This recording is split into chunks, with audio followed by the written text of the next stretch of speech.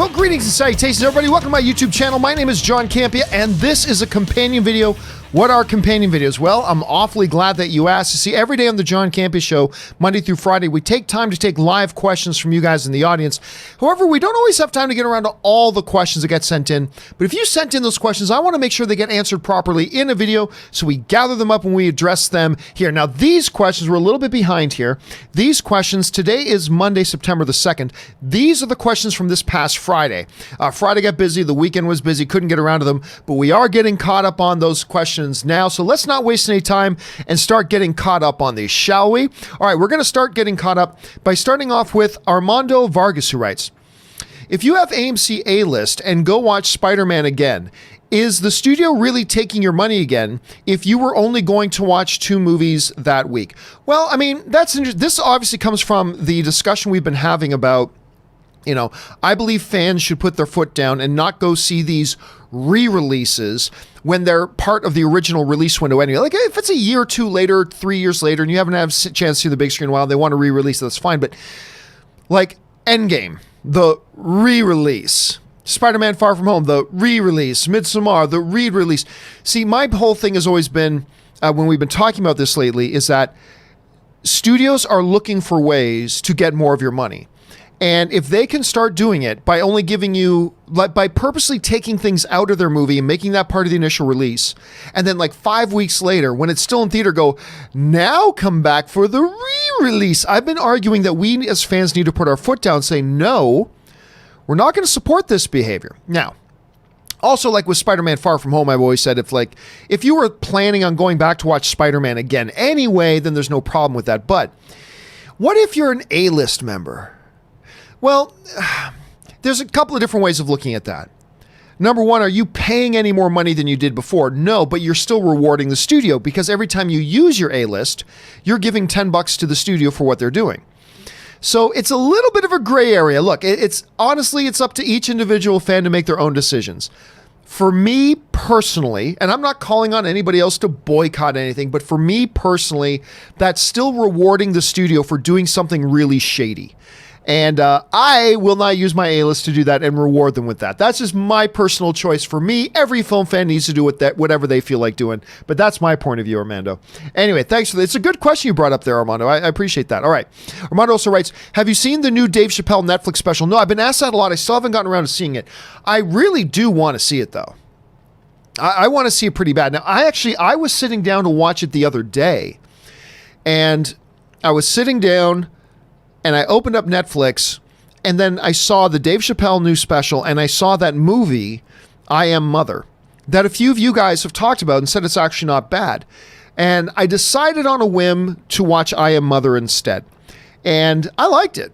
It's not great, but I thought it's a nice little sci-fi movie, I Am Mother. You should check it out if you get a chance. Anyway, still want to see the Dave Chappelle thing, though, because I think the dude's hilarious, and I'm looking forward to watching it. All right, Micah T writes, why does Dave Bautista sound, why does Dave Bautista sound mad or disappointed that Marvel doesn't want to do a Drax movie? I like the character, but come on, I think we all knew that. Yeah, listen, I gotta say something here. You guys know that I am a big Dave Bautista fan. I am a big Dave. I am not just as a performer, and I do like seeing him in the stuff he's in, but I just think as a person, the dude is really cool. Like when I did my, when we did our 24-hour fundraising marathon for the typhoon victims in the Philippines, Dave Bautista was one of the first guys to go, I'll participate. And he didn't come to my house and was on the show personally, but he did a pre-recorded message and sent that in to me, and we were able to play that message on the show, which was great. I've had a chance to sit down with him on numerous occasions and ask about different things and talk to him about different things. And he's just one of these guys who has always been one of the most down-to-earth, humble, appreciative guys, which has made me a massive fan of his. You couldn't hope for a better guy to get some success in Hollywood. And if you guys have watched me for any period of time, you know that's my feelings on that. I think Dave is awesome. That being said, I think Dave, here's one of my It's one of my favorite pictures with me and Dave Bautista there. As big of a fan as I am of Dave, and I continue to be a big, huge fan of Dave, I gotta say that Dave has been acting recently and saying things recently that are completely contradictory to who he is, you know? And I don't know, like when the whole thing was going down with James Gunn and Dave very vocally stood up for James Gunn, I loved him for that. I thought that was great. But I wonder if that changed something in him. Because, you know, recently he was trash talking a bunch of other things, including saying, you know, somebody wrote to him on Twitter, man, maybe you could be in a Fast and Furious movie. It's like, no thanks. I'd rather be in good movies. And I'm like, Dave, shut up. Like, don't talk like that. As if you're above. Like, the Dave Bautista I met and had a chance to talk to on several occasions would never say something like that. Like, he's above doing crap like that. Because the Dave Bautista that I met on a few occasions and had a chance to and the privilege of talking with a number of times, he would have said, man, I'm just lucky to be in this business. I'm humbled that people would want to put me in their movies and would take a risk on me to be in their movies. I think it's an honor, blah, blah. That's the Dave Bautista that I met would have said. And then he starts coming out and saying stuff like that. Like, oh, Fast and Furious? I'd rather be in good movies, thank you very much. It's like, that's something a jackass would say, not Dave Bautista. And then he continued to say some things recently and recently complained about, oh, Marvel doesn't have the vision to do a standalone Drax movie. And like, I get it, Dave. You were kind of pissed off at the way they treated James. I get that. The way they treated James Gunn. I get that. But really now you're talking about movies that you're too good for now.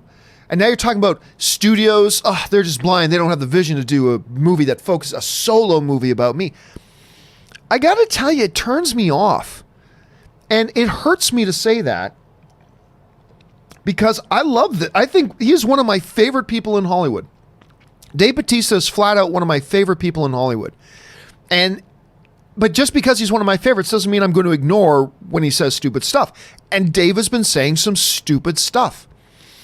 And all I can hope is that somebody he trusts gets in his ear. Maybe it's James Gunn. Maybe it's somebody else.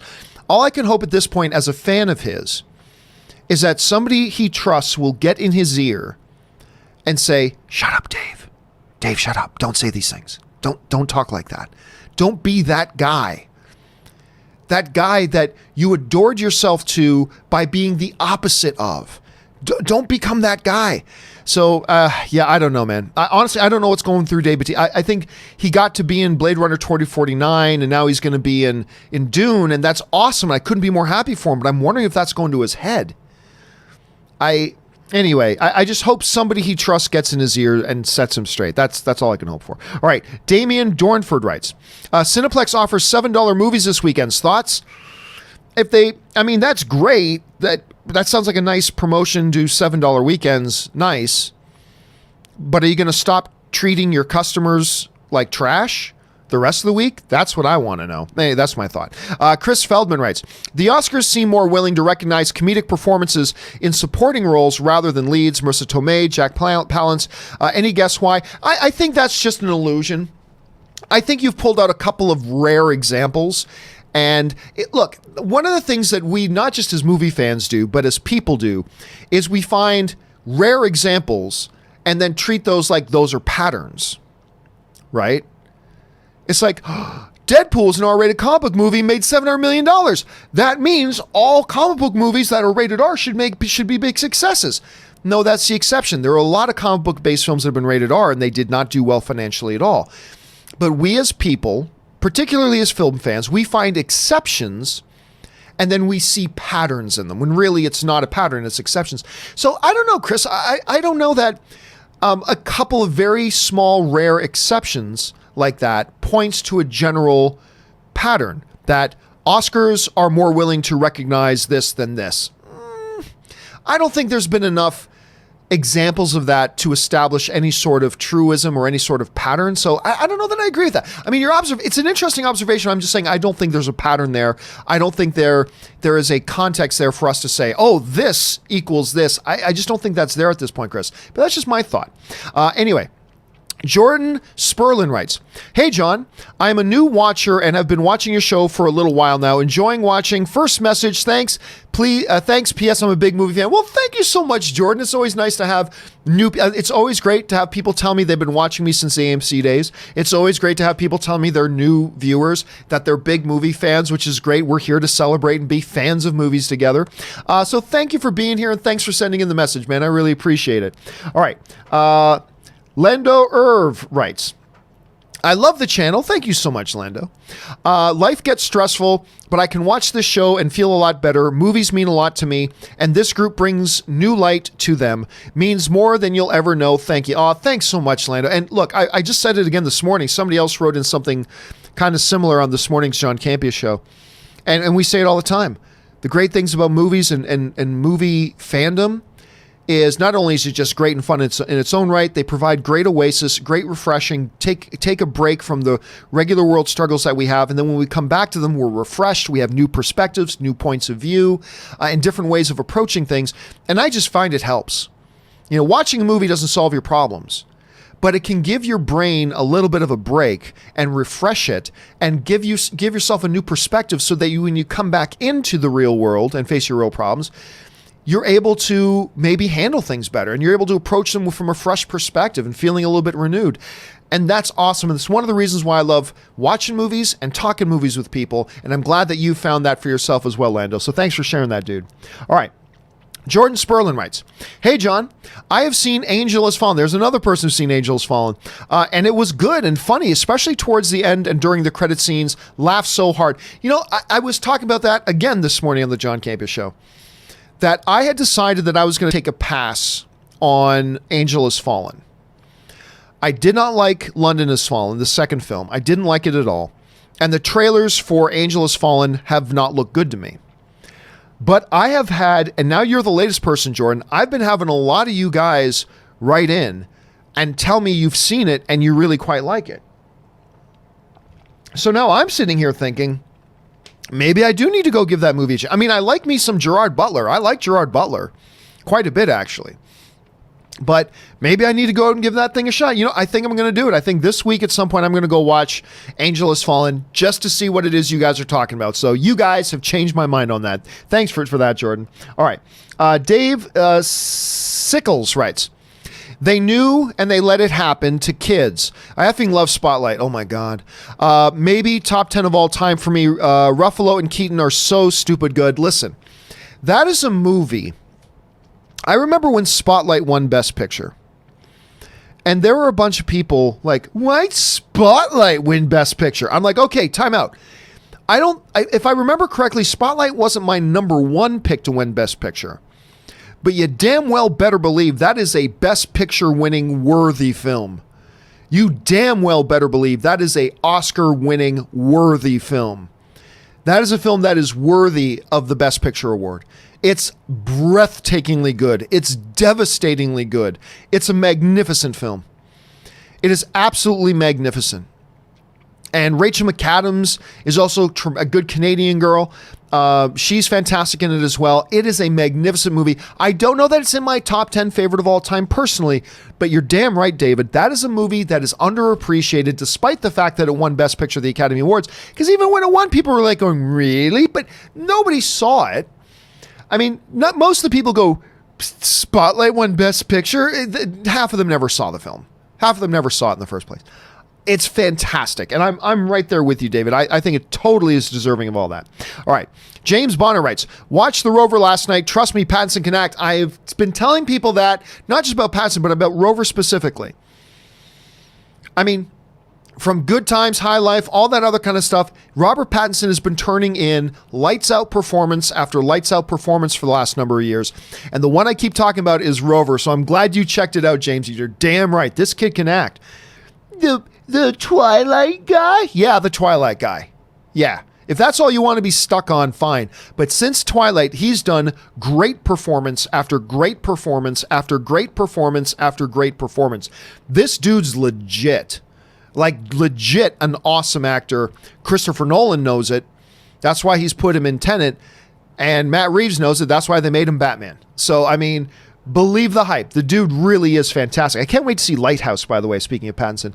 James Ayala writes, been watching since the AMC days. Thank you, James. Kept me sane during downtime while serving in the Navy.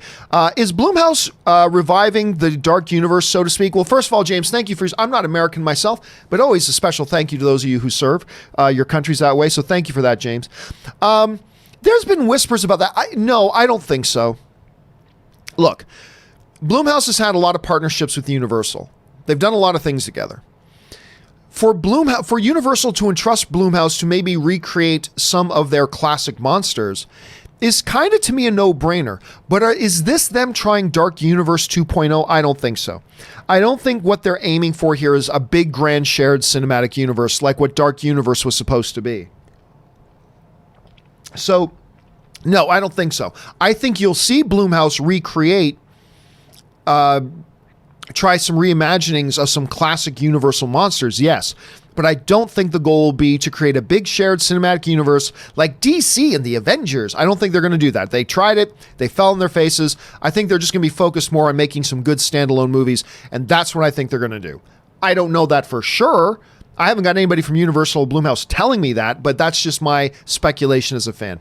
All right, good question, though. James also follows up and writes, also, I adore your crew. You all give me faith in humanity. Well, thank you for that. I've got some great people. From the great Robert Meyer Burnett, Aaron Cummings, who is amazing. He's going to be on the show tomorrow with Robert. Chris Carr, who's wonderful.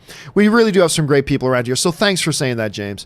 All right, Skyhook writes, John Campea drives a Teggy. Yep, that's worth a tip. Well, thank you, Scott. Yeah, the car that I drive a 2000 Acura Integra. So people, that's part of the reason why when I saw that report online yesterday that I'm like I'm a multimillionaire. I saw a report online that I'm a multimillionaire. Who knew? But I just giggle at that. It's like, you do know, like, I drive a 2000 Integra, right? Like, that's what I drive. So anyway, maybe that's why I'm a multimillionaire, because I save all my money on cars. I don't spend any money on cars. Maybe that's it. But yep, I drive an Integra. Gabriel Reed writes, why can't stairs be trusted?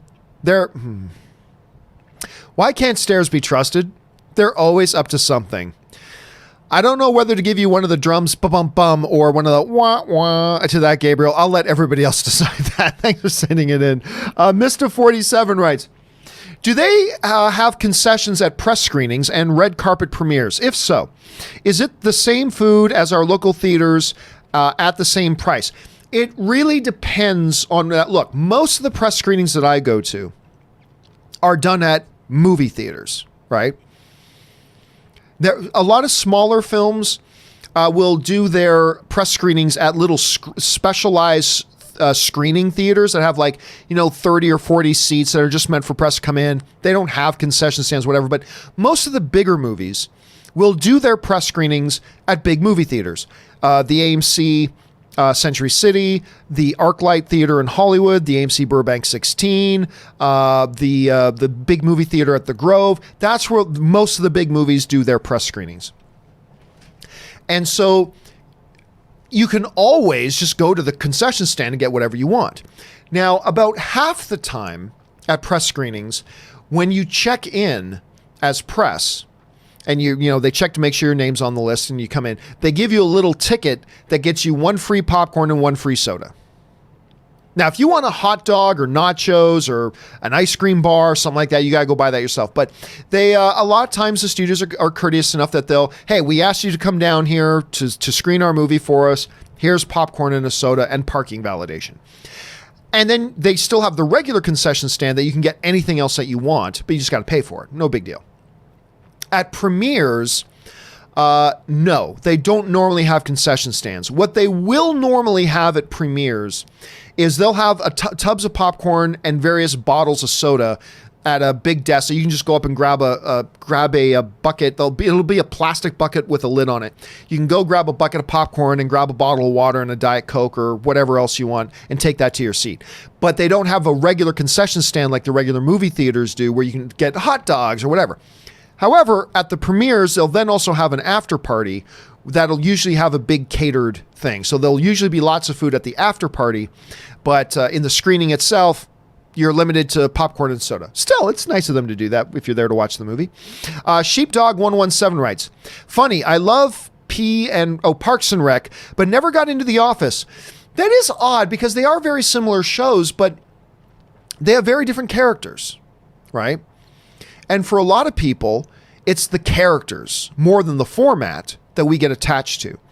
And maybe you just found yourself getting really attached to, we watched more Parks and Rec the other night. I love that show. Oh my God, I love that show so much. But yeah, it's about characters for a lot of people. And if you just find yourself attaching yourself and liking characters in one show more than another, that could explain it. So it's really not all that odd, man.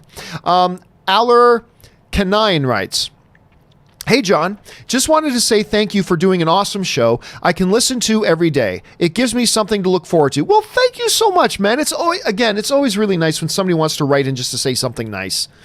So thank you for that, man. Thank you for being part of our film fan community and making it what it is. And believe me, dude, it is my privilege to do this show. It's my privilege that I get to wake up every day to talk about movies and talk to a film fan community about movies, and it's my honor. It's my privilege. So thank you for that, man. I really appreciate that. Thank you for the kind words.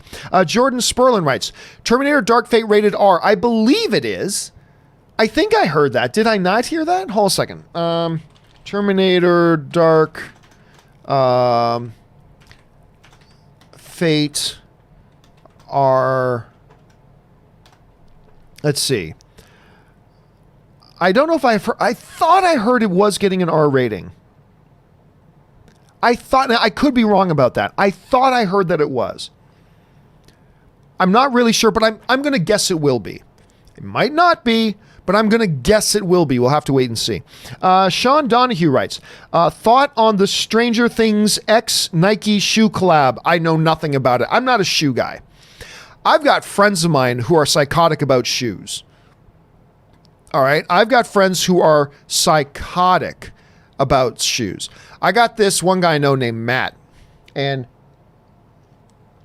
actually, back in the earliest days of For Your Consideration, Matt was my co-host on this show.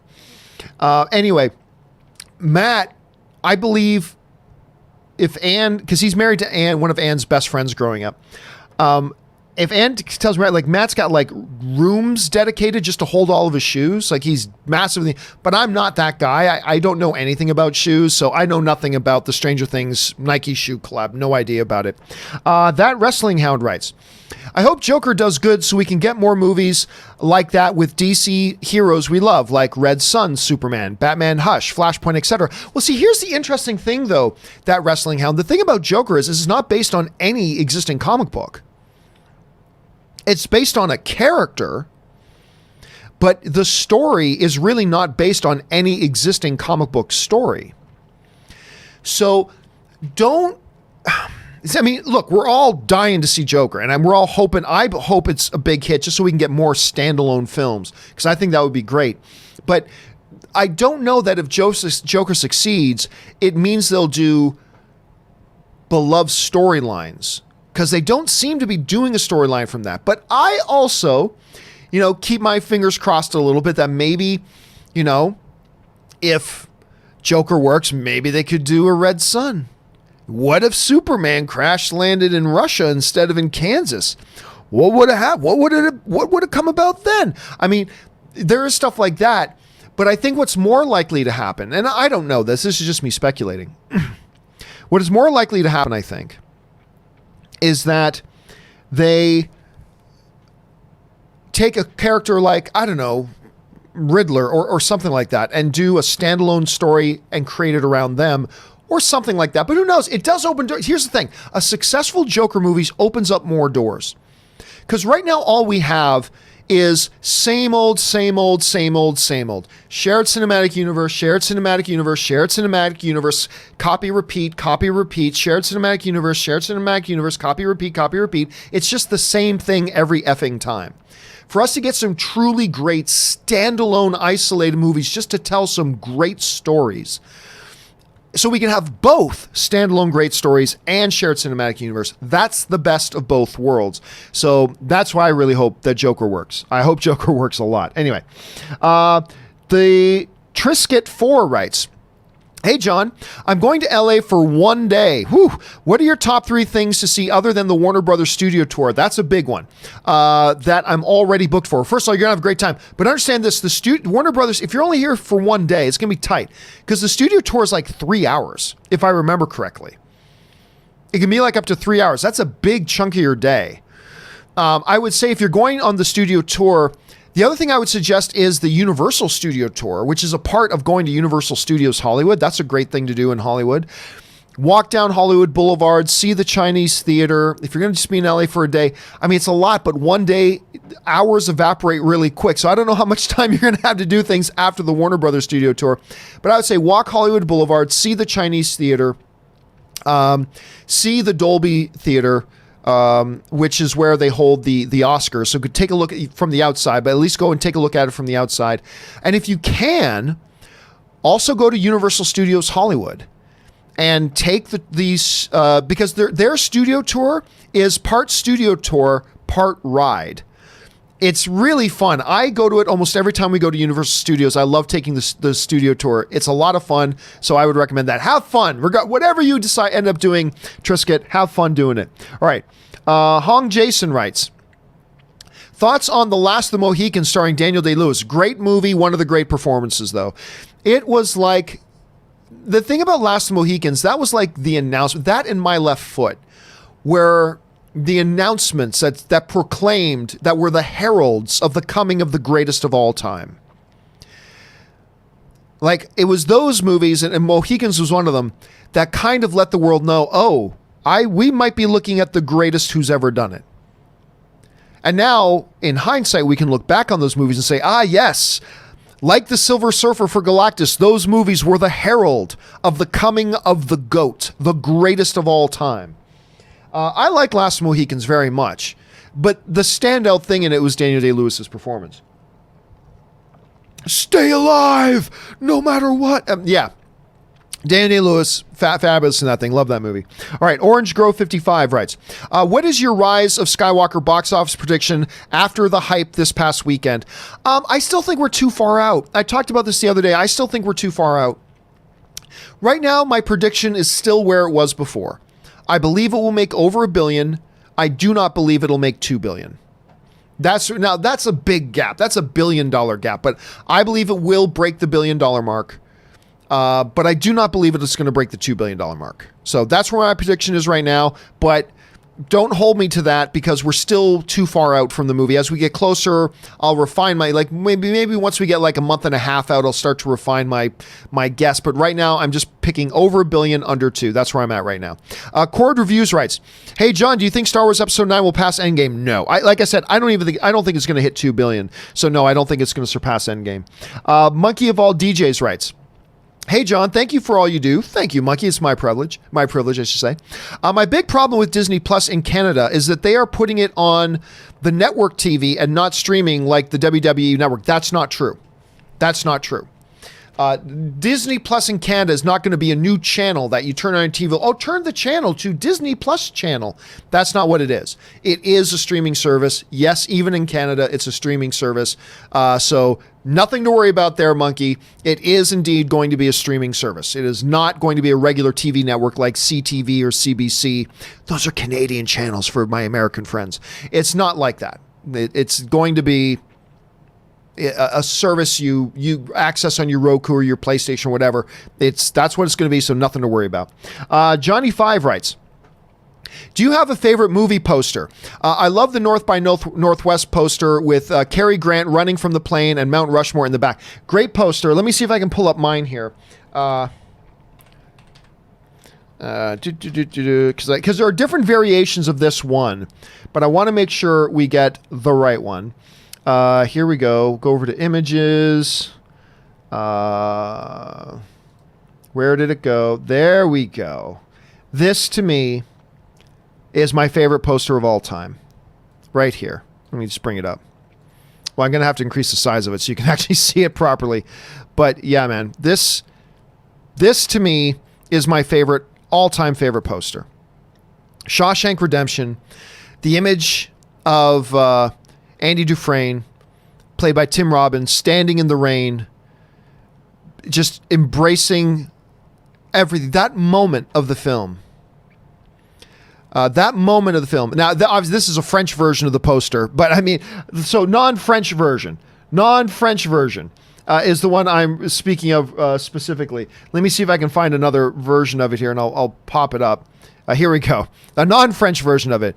Fear can hold you prisoner. Hope can set you free. That image of him, this is one of the great, in my opinions, one of the great moments in cinematic history. One of the absolute greatest moments in cinematic history. With Tim Robbins, Andy Dufresne, having gotten out and standing in the rain after decades of wrongfully being imprisoned. It's, my heart is starting to race just thinking about this moment of the film. And them capturing that moment in the poster is everything to me. Is absolutely everything to me. I don't love the Star Wars Special Edition, but I love the Star Wars Special Edition posters. As a matter of fact, there's another version of the poster. Let me see if I can get this up here. There's another version of the poster that's very much done in the Star Wars, the Special Edition. I can't get it up. I can't get it up on screen. Let me see if I can bring it up here. That kind of, you can see it here. This is kind of a Star Wars Special Edition version of the poster that you can see there a little bit. So that's there too. But yeah, man, Shawshank Redemption, that poster with Dufresne in the rain, that's my all-time favorite poster. The one you're mentioning is great too, and there's a lot of other great ones, but that one is my favorite. All right, Rogue writes, I'm going to Rose City Comic-Con in Portland in a couple of weeks, and Star Wars Celebration next year. Nice. And you probably meant and I was wondering how you decided which events, conventions you go to or moderate at. I get asked to do things at a lot of different conventions, mostly the smaller ones. And I just can't travel to those ones, so I normally have to decline them. Even Comic-Con is easy for me because it's only like a 2-hour drive from where I am. Maybe 2.5 hours of a drive from where I am to get down to San Diego. Not a big deal. I can go to D23 because it's in Anaheim, like an hour and 15 minutes, hour and 20 drive for me to get there. No problem. I can go do that. I think Star Wars Celebration, the next one's in Anaheim. I think. I can't remember. But I think I can drive to that one, so I'll probably go to that one. But like, I've never been to New York City Comic-Con. A big part of the ones I decide to go to has a lot to do with, can I get to it easy? So like, I've never been to the New York City Comic-Con because I don't feel like flying 5 hours and then paying $1,000 for a hotel and paying however much I got to pay to be on flights and all that kind of stuff and be away from the studio, because when I'm not at home, I can't do shows. So it's really expensive. It takes out my time. I don't have it's not practical for me to do it. I would love to go to a New York City Comic-Con. I would really love to go to one, but it's just not really practical for me to do it. So honestly, for me, my main deciding factor is what is easiest for me to get to. And for me, Comic-Con, D23, Star Wars Celebration, these are easy ones for me to do because they're close. Anyway, let's see. Schuler Jeff Ress writes, how do I get a loved one into Star Wars? My girlfriend never saw them growing up. Now she won't watch it. It was a struggle to get her through episodes 4 and 5. Well, listen, Schuler, honestly, you just got to accept that not everybody's into every movie. There are people who don't like The Godfather. There are people who don't like Blade Runner, like me. There are people who don't like Spotlight. There's people who don't like Avengers. There are people who don't like... I mean, all film is subjective. You can't make somebody get into a movie that if it doesn't work for them. Pardon me. You can't make somebody like something. You can't. You can't get a loved one into Star Wars. All you can do is get them to try it. Same with the MCU, same with Harry Potter, same with James Bond, same with everything. You can't make somebody get into something. All you can do is expose them to it, and maybe they like it, maybe they won't. But there's no magic formula to it. Film is subjective. You can't make somebody like something. So it sounds to me like you're just going to have to accept that your girlfriend just isn't into Star Wars. And you're just going to have to accept that. You can't make them like it, man. Nor should you want to try to make them like it. So I know that's not the answer you wanted to hear, but it is the truth, man. It's all subjective. People are going to like some things. People aren't going to like other things. It's just the reality of it. All right. Blue Rock writes, before the hurricane blows my home off the Ma, I don't know what the Ma is, but yeah, the hurricane's got everybody down there. Buckle in, guys, and get through that whole thing. Just wanted to tell you and Rob, thank you for your continued positive inspiration. You have given me the courage to take my career in a better direction. Been working in TV for many years, but the corporate overlords have blackened my soul to a breaking point. I am changing my career path, and you have both helped remind me that anything is possible. Dude, thank you so much. And seriously, it is never too late to make a change in your life. It's never too late to make a change in your life. Like, I was 30 when I decided to go back to school and get into law. And in 2003, I started a hobby blog, but I think it was around 2007 I was like, I want to do this full time. And I changed my profession again. And I went and started doing this. It's never too late to make a change. And, you know, as one of my friends, my best friend growing up who died a couple of years ago would say, life is too short to not be happy. Do what makes you happy, man. Be responsible, but do what makes you happy. You know? Being responsible and doing what makes you happy everybody thinks those are two opposite things. No, you can find things that do both, that are responsible and yet are things that can help make you happy. And you know, I have worked for corporate overlords in my life. Now, I've said on record, I have been very fortunate in my career that I've worked for some pretty good corporate overlords. I still, other than the demonic HR department at AMC Theaters, which is a bunch of sniveling morons at that thing there. Just my opinion, but my opinion is they're a bunch of demonic from the pit of hell sniveling jackalopes. They're just a bunch of morons over there. That said, I actually still have a fond place in my heart for AMC. I enjoyed. Don't get me wrong. There were times of frustration and all that kind of things. Whenever you work in a corporate system, there always are, absolutely. But for the most part, I think I was pretty lucky. If I had to work for a corporate overlord, they were a pretty good one. And while I had issues and times of frustration working for Complex, I gotta say they were pretty good corporate overlord to work for. They really were. So I was lucky in my career that in the times that I had to work for corporate overlords, I gotta say I was pretty blessed. I worked for some pretty good ones. Of course, there were some down points to all of them, sure, but that's true of anything. I worked for some pretty good ones.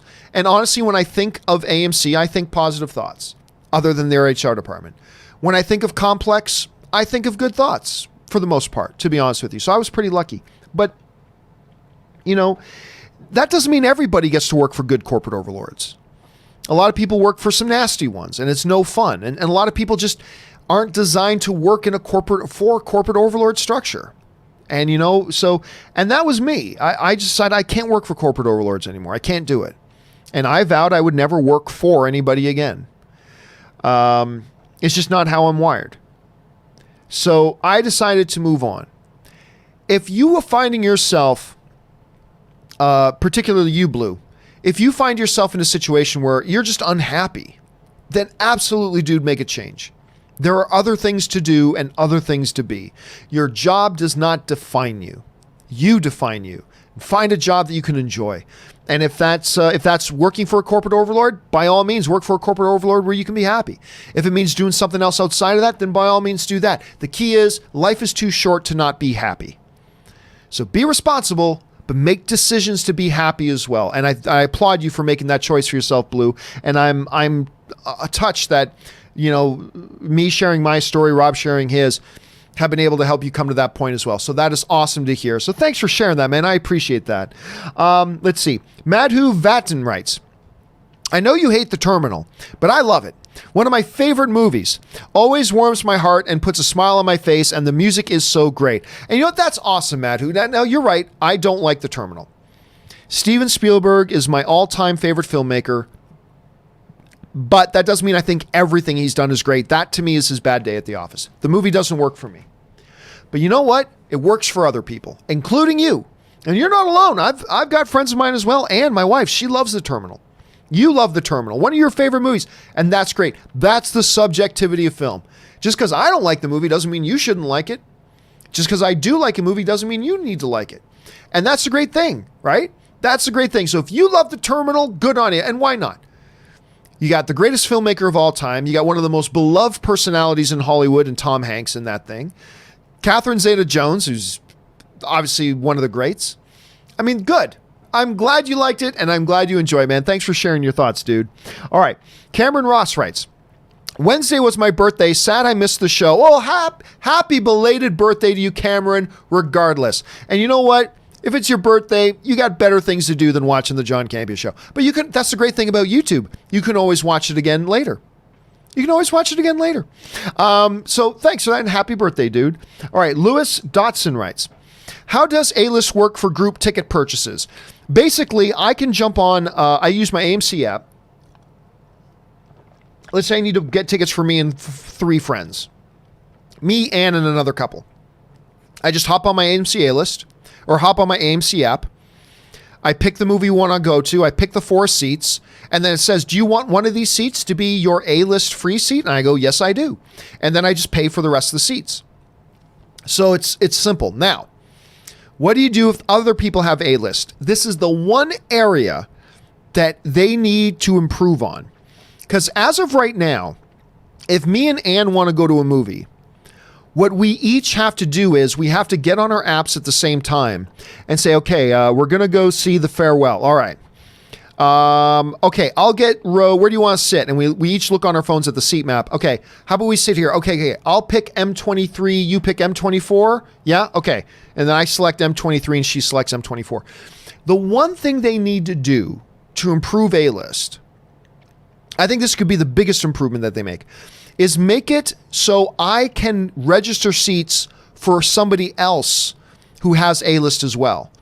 So we don't have to, if there's 4 of us on going, we don't all 4 have to get on the phone. Okay, everybody ready? I'll pick M23, you pick M24, you pick M25, you pick M26, and go. To make sure nobody gets those seats in between us, right? They've got to come up with a way that in the app, I can get this seat for me and say this seat, I would also like that to be an AMC A-List seat for my friend, and have the ability to put in their AMC number or their A-List membership number so I can register it together. Because when you go to the AMC theater, you have to show them your ID anyway. So it's not like I would fake their ticket. Because if I had Ann's AMC A-List number, so I could register my ticket and her ticket all at the same time, both using our A-Lists, then it's not like I'd be getting that ticket for somebody else. Because when Ann and I show up to the theater, I still got to show them my ID for the John Campea A-List seat, and Ann's going to have to show them her ID for her Ann Campea A-List seat. So it seems like that's something they should allow us to do. They got to figure out a way to do that. I mean, it's okay. It still works, but that would be the one big improvement they can do. But just for regular group ticket purchases, I just buy my ticket and everybody else's at the same time, and everybody else just pays me back for their tickets. It's really kind of simple. Anyway, Juri Manian writes, John, as a D&D fan, have you ever been to GaryCon? I have never been to GaryCon. Never been to GaryCon. And actually, there was another big Dungeons & Dragons convention here in town just a few weeks ago. Anne went down to it for the day. And I can't remember the name of it, but I've never been to a D&D thing. The other night, it's funny you mentioned that, because the other night, I'll bring this up just because you brought up D&D. Sunday nights are our D&D nights. And this was us this Sunday playing D&D. There we are, playing the game right there, enjoying ourselves. Actually, can Can I just get rid of that? Hold on a second.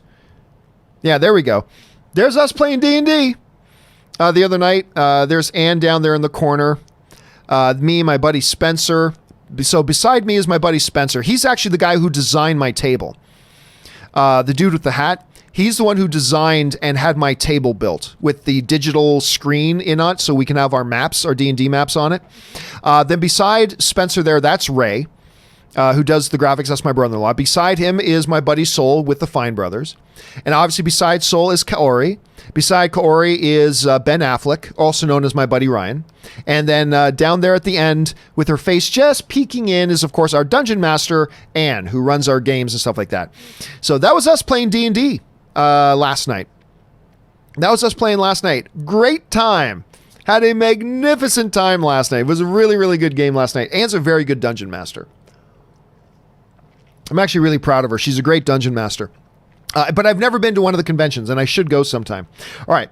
Sean Love writes, my wife and I were supposed to join you tonight at the Bowl. Oh, yeah, because Ann and I on Friday night, we went to the annual John Williams, the Maestro of the Movies concert at the Hollywood Bowl. It was great. We had so much fun. Actually, here, you know what? Today's picture day. We're showing pictures. This was us at the Hollywood Bowl the other night. Having a really good time, obviously. And, you know, they up on the screen, they have, they were showing clips. They were playing a bunch of music, some of the music from Star Wars, obviously as a part of the John Williams concert. And up on the screen, they would show various clips, montages of the movies and stuff like that. It was a wonderful, wonderful experience. And being able to be there and see John Williams perform was obviously great. Anyway, let's get back to the question here. My wife and I were supposed to join you tonight at the Bowl, but I'm a long haul trucker. Ooh, my uncle was one of those. And I got screwed on 2 loads that were going to bring me back from the East Coast. So bummed. This was going to be my first time. And you know what the really unfortunate thing is, Sean? They didn't say this. They haven't announced this. I have a feeling that was the last time he's going to do it. Because every year,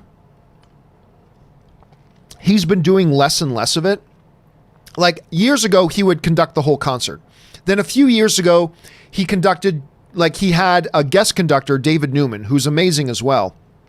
David Newman will conduct the first half, then we'd have the intermission, and John Williams would come out and conduct the second half. This year, it was even less. David Newman did the first half, then he did the first half of the second half, and then John Williams came out and conducted the last quarter of it. So he came out, John Williams came out at the beginning of it and introduced, welcomed everybody and blah, blah, blah, blah. And then he went off stage. David Newman did all the rest of it, a lot of John Williams music. And then for the last quarter of the show, like for 6 or 7 pieces, John Williams came out and conducted 6 or 7 pieces. And I have a feeling this might have been the last year because, hey, Google, how old is John Williams? I think he's late 80s. John Williams is 87 years old. He's 87. And he looks and sounds great, but he's getting older and being out on stage for an hour and a half, like conducting, I think it's getting much. So that's the unfortunate thing, Sean. This might have been his last year. Again, nobody said that. Nobody's announced it. I just have a feeling he's not going to do it anymore because he's been doing it less and less and less and less. I will say this. If they do a John Williams concert next year at the Hollywood Bowl, make sure you get your tickets. Because if this wasn't his last one, if he does do one next year, that will definitely be his last one. So make sure you get tickets next time. Anyway, Purple Zaffrey writes, Agents of S.H.I.E.L.D. is my favorite TV show. Why don't you like it? Because it's a bag of shit. Anyway, by the way, I love the show. Thanks so much to you, Chris, Aaron, Rob, and everyone else involved. Now listen, here's the thing, Purple. I will never discourage anybody from loving what they love. If you love Agents of S.H.I.E.L.D., I celebrate that. That's awesome. If you watch that show and you get entertainment out of it and you get excited about it, sparks your imagination and your enthusiasm, that's nothing but anything to celebrate. That's awesome.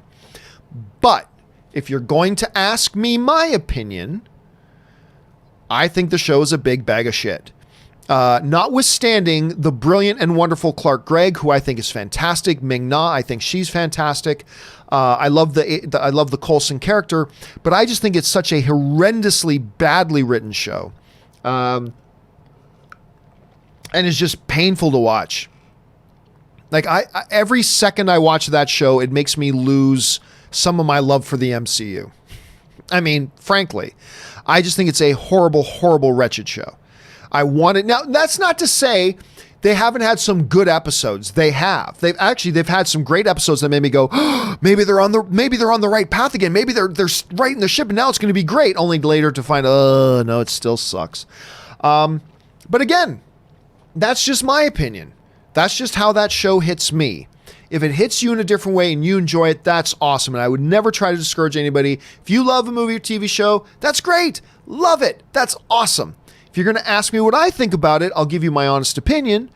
But I'm going to never try to discourage you from liking it. If you like it, that's great, man. And by the way, you're not alone. I know a lot of people love that show. A lot of people love that show. And that's great. I'm not one of them, but that's okay. I don't need to be. Anyway, so thanks for sending that in, Purple. All right. James writes, Deadline's John Watts story last week said Marvel wanted 25% financing profit for only movies using Feige/MCU, not Spider-Verse, less outrageous. See, but that's the thing. There's a whole... Nobody really knows what really went down because you had different outlets reporting different things. Here's the main problem, what it really comes down to. What I said was the biggest thing that Sony cannot do is allow Disney to co-finance the films. Because once Disney co-financed the films, now they have some ownership in it. And that is something Sony cannot surrender. Sony cannot surrender any ownership in these things. Here's a little bit of an example. Let's say the teacher characters, all right? This is just an example. This is just a light example, okay? The teacher characters, I forget the name of the actors who played the teachers in Spider-Man Far From Home. But these are teachers created in Homecoming and in Far From Home. This is the first time appearing in the movies, blah, blah, blah. If Sony wants to use those characters in their standalone movies, they can. Why? Because Homecoming and Far From Home were exclusively financed and owned by Sony. They own those movies. Those are their movies because they finance them exclusively. Disney has no claim over those movies at all. It's Sony's property. It's Sony's character. Spider-Man is their character. The moment now, if Disney had, say, co-finance those things, then anything that gets created in those movies are now in dispute. Well, who has the rights to use them now? Who gets to use it? It's not just, well, I own more of it than you do, so I could do it. It's not that simple. That's not the way it works. And I've been saying for a while that the absolute number one thing that Sony cannot allow, if you're Sony, you cannot allow this, is start to let Disney get its claws in by becoming a co-financer. Because once they become a co-financer, you are surrendering some ownership claim over the movies. And that is something they cannot allow to happen. That's something only an idiot, only the biggest idiot would allow to happen. If you own the Spider-Man rights and you have control over the character, you'd have to be a moron to let some of that control go. You'd have to be an absolute epic scale idiot to do that. And Sony can't allow that to happen. They just can't. That's not to say that they won't, because maybe they're epic scale idiots. Who knows? But as tons, 2 or 3 people I know who are actually producers in the major studios in Hollywood have written to me and all agreed. No studio executive in their right mind would agree to that. Not at all. I mean, it would be smarter for Sony to say give up 50% of the profits, which would also be idiotic of them to do, but it would be smarter of them to give up 50% of the profits than to allow Sony to have even 10% co-financing rights. They'd be smarter just to give up the profits because they'd still be maintaining all the ownership, financing it 100% themselves. It's actually more outrageous. It's actually more outrageous. It's something Sony cannot allow to happen. And but then again, there's a lot of he said, she said. What's happening right now is there's very different variations of the story going around about what it was Disney was asking for and what it was Sony was willing to accept. There's about 4 or 5 different versions. And what everybody's gravitating to is they're finding the one that they like the best and saying, well, this report said this. And then they base their whole philosophy on that one report. And what I'm saying is we can't do that because we don't know. But the one thing that's been a constant thread is that Disney wants to become a co-financer. And that's the one thing. Doesn't matter if it's 10%, 25%, 50%. It doesn't matter. Sony cannot allow that to happen. And Disney knows that. And which is part of the reason why I think Disney might have purposely sabotaged this whole thing. But I don't know. We'll have to wait and see. All right. John Early writes, I really hope Todd Phillips' Joker film is the same caliber as 20th Century Fox's Logan film. Look, here's the thing, though. It doesn't have to be as good as Logan. I mean, it might be better than Logan, but it doesn't have to be as good as Logan. Logan, in my opinion, was the best film of the year in 2017. To me, it should have been nominated for, and it should have won Best Picture. It was the best film of the year. To me, easily. Became the first comic book movie ever to be nominated for the major category of Best Screenplay. That's one of the most honored categories they have, is screenplay. And Logan actually got nominated for Best Screenplay, which is incredible. Absolutely incredible. But it should have been nominated for Best Picture because it was the best film of the year. So it doesn't need to be that good, right? It's like saying if a crime movie comes out, go, well, I hope it's as good as The Godfather. Well, it doesn't need to be as good as The Godfather. We just need it to be really good. But Joker doesn't need to be as good as Logan. All we need to be is be really good. And who knows, maybe it's better than Logan. But we'll see. But I'm hoping it's great because I want this film to succeed for so many different reasons, which we already went into a little bit. So keeping my fingers crossed, man. All right, Suthius writes, hey, Mr. C. Flash is my favorite superhero, super of all time. I love his powers. At this point, I could care less if Ezra will continue on or if there'll be a reboot. I just want more Flash on the big screen. And you know what? I think that's the way a lot of people feel through this. Now, look, I'm a big fan of Ezra Miller's Flash. I like Ezra Miller as Flash. I like his incarnation that we got in Justice League. Not everybody agrees, and that's perfectly fine, but I personally like it. But I agree. With or without Ezra, do more Flash. Flash is a great, entertaining, fun, and interesting character with a really nice, rich rogues gallery. You got some good mythology you can get into. There's a lot of different ways you can go with that character. I think it behooves him to do that, with or without Ezra Miller. Personally, despite what's being reported, I don't think they're using Ezra Miller again. I think Ezra Miller is out as Flash, and they're just not telling us. I know I keep hearing people saying Ezra Miller is still Flash. Okay, fine. Just like they told us Ben Affleck was still going to be Batman for 2 years after we had already told everybody he's out. But he's still saying he's in. Okay, believe that if you want. That's kind of... Now, I don't know for fact that Ezra Miller is out as Flash. I knew for a fact Ben Affleck was out as Batman. I knew that for a fact. I don't know this for a fact. This I don't know. But I suspect he is out. I suspect Ezra Miller's out, and I think that's unfortunate because I like Ezra Miller's Flash. But whether he's in or out, I agree with you, Suthius. I just want to see them do another Flash movie, or do a Flash movie. Brian Esparza writes, went to see Luce yesterday, and a lady kept talking. I asked her to be quiet, and she responded with, I bought a ticket. I have a right to talk. Like, what? No. See, look, nobody likes a narc, but when somebody's like that, you just go, okay, I'm going to go find a manager. You go find a manager and let the theater deal with it at that point. Because what I would first do is politely say, ma'am, I bought a ticket and I have a right to watch a movie uninterrupted. And you are taking that right away from me.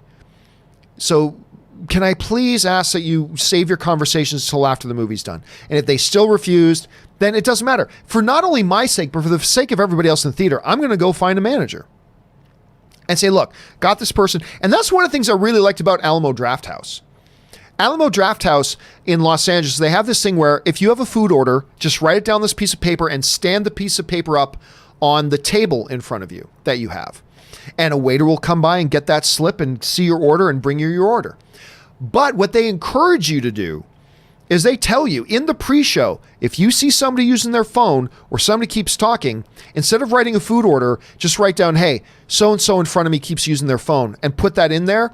The waiters come and get it, get the message, and a management person will come in right away and throw the person out. Bravo. That's how it should be.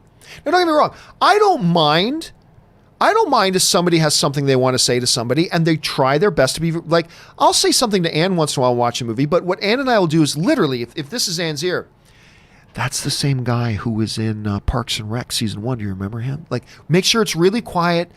I don't mind if people around me do that, as long as they're doing their best to be courteous to other people around them, to be as quiet as possible. I don't mind the odd thing of somebody leaning over to somebody else and whispering something to them. I have no problem with that. But it's like, oh my God, I love that guy. Remember, that's the guy from The Thing? Like, that I cannot stand. And if they won't be quiet when you politely ask them, then you go and get a movie theater, somebody from the theater, because you paid to be in there. Everybody else in the theater paid to be in there. Some jackalope wanting to run their mouth, tough. Get them thrown out. I totally believe that. Anyway, Robert Perez writes, may the force be with you. Enjoy your weekend. Thank you so much, Robert. I had a great weekend, as a matter of fact, and I hope you did too. Thanks for the well wishes, man. Sublime McShave writes, I want to see how Obi-Wan finds out Vader survived. I really don't. I don't care. It became common knowledge. Look, Vader is common knowledge throughout the galaxy. Like, people know who Vader is. When you read all the Star Wars stuff, yeah, the galaxy knows who Vader is. It's not, that wouldn't catch. So I think Obi-Wan would find out just like anybody else did. I really don't care. If this movie takes place 8 years after the events of Revenge of the Sith, he would have already known for years and years and years and years. He knows he survived. He could probably feel it in the Force. He knows he survived. And he's known for a long time. So personally, I don't really care about seeing that at all. It'll just be a moment. It won't matter. Guy Volt writes, if you could relive any UFC fight ever, what is it? Oh, that's easy. Forrest Griffin, Stephan Bonnar. Easy. That fight made the UFC. That fight made the UFC. And it was funny because you listen to Dana White, who's the president of the UFC, talk about that fight. I mean, UFC was starting to get some momentum going. It was starting to become a little popular. But that fight, Forrest Griffin versus Stephan Bonnar, that's the fight that established the UFC. And when you listen to Dana White talk about it, he says, it's crazy because you saw in between rounds the ratings jumping, like taking massive jumps, because what was happening is people were watching the fight and then calling their friends and saying, I don't know what you're doing right now, but stop whatever it is you're doing and watch this fight. And they said as the fight progressed, the ratings just went up and up and up and up and up. And it just became the thing. You know, Dana White says the UFC is what it is today in large part because of that fight. It is nothing but grit and heart and soul and two guys standing there and throwing bombs at each other and just both of them chasing their dreams. And I won't tell you how it ends just in case, because it's got a great ending. I won't tell you how it ends just in case you haven't seen that fight. But I highly recommend, do whatever it is you need to do. Look up and watch the Forrest Griffin versus Stephan Bonnar fight. It's the fight that made the UFC and had more heart and passion. And by the way, these were two guys that were fighting for a contract. The winner of that fight got a UFC contract and got this big bonus of money. And they were both fighting, chasing their dreams, putting everything on the line. I'm getting goosebumps and the hair on my arm is standing up just thinking about this damn fight. That's the one, guy. That's the one. There have been, technically speaking, there have been better fights. There have been better fights.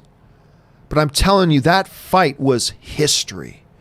So if you guys get a chance, Forrest Griffin versus Stephan Bonnar, you will thank me later. Justin Petrie writes, it can be like a 10 years later thing that they put up in the last episode of Obi-Wan for Darth Maul to show up. That way you wouldn't ruin canon. But honestly, Justin, what's the point? Why force it in there? No pun intended with Star Wars. Why force it in? Why shoehorn it in? It has, hey, and by the way, 10 years later, has nothing to do with any of the Obi-Wan series so far. 10 years later, Darth Maul shows up out of nowhere for 2 minutes, have a quick 30-second fight, and it's done. What's the point of that? Seriously, what's the point? Why do that? It serves no purpose. No purpose whatsoever. Really? You're going to do this 6-episode event series of Obi-Wan, and your ending is going to be a completely unrelated to anything they've done so far, for no purpose other than, hi, a bunch of people think Darth Maul is cool. Let's completely unnaturally just shoehorn him in there and force him in and make that the end of the show. For what? For what? It serves no purpose whatsoever. We saw the conclusion of Darth Maul and Obi-Wan. It was in Rebels. It was there. It was 2 minutes long. The fight itself was about 20 or 30 seconds. And it's done and it's canon. This series of Obi-Wan, this 6-episode event will have nothing to do with Darth Maul. So why on earth would you just force, for no reason whatsoever, and shoehorn in this stupid ending that's completely out of pace with the narrative of everything else the show's been about? It makes no sense to me. Absolutely no sense. There's no purpose to it. So if there's no purpose to it, don't do it. Anyway, that's just my feelings on that. All right. Eric Huffman writes, is it wise for DC to keep hiring Warner Brothers horror directors? Well, no, it's wise for them to hire directors that they believe in. Whether those directors come from horror or not, it's wise to hire directors that they have belief in. You know, I tell this story a lot. Kevin Feige mentioned this to me once when I asked Kevin Feige, and I had James Gunn sitting there with us, and so was Chris Pratt. And I turned to Kevin Feige, I said, now look, this Guardians of the Galaxy, this is just before Guardians of the Galaxy came out. This Guardians of the Galaxy movie's coming. James Gunn, who I was already a big fan of because of Slither. Slither is free. If you haven't seen Slither, watch Slither. Nathan Fillion, Elizabeth Banks, Michael Rooker, watch it. It's amazing. Anyway. And I turned to Kevin Feige and said, you know, despite the fact that I love Slither, it's a small scale horror kind of comedy, but a lot of horror to it as well. It's a small budget, little film, blah, blah. James Gunn has never done a big, epic scale, big budget film like this. What made James the right guy to direct it? And Kevin Feige gave the simplest answer, but also the most profound. He looked at me and said, because if you can tell a good story, you can tell a good story. And James can tell a good story. That's it. Simple, profound. Good storytelling is good storytelling. It doesn't matter if it's on a $5,000 movie or if it's on a $500 million movie. There is no $500 million or on a $100 million movie. Doesn't matter. This guy has shown he can tell a good story. And if Warner Brothers has people they've worked with and they can tell good stories, it doesn't matter if it's horror or if it's action or whatever. If they can tell good stories, they can tell good stories. They're off to a pretty good start with James Wan. I mean, Aquaman only made $1 billion, right? Andy Muschietti, they trust him. They think he's told some really good stories with these It movies. Why not give him a chance with Flash? A good storyteller is a good storyteller. And doesn't mean it's always going to work. But hey, what's wrong if you're a studio and you've worked with a director and you like their work and you think they tell good stories, why not use them for another one of your movies? I think it's pretty wise, actually.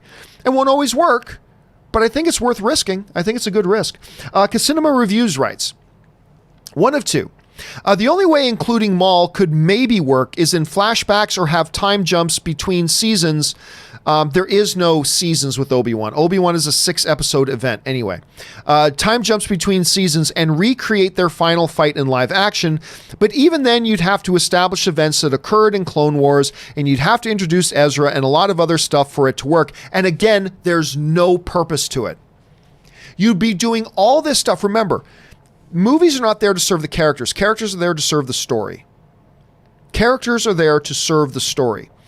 You'd be going through all of this thing just so you could have a moment where Darth Maul pops up.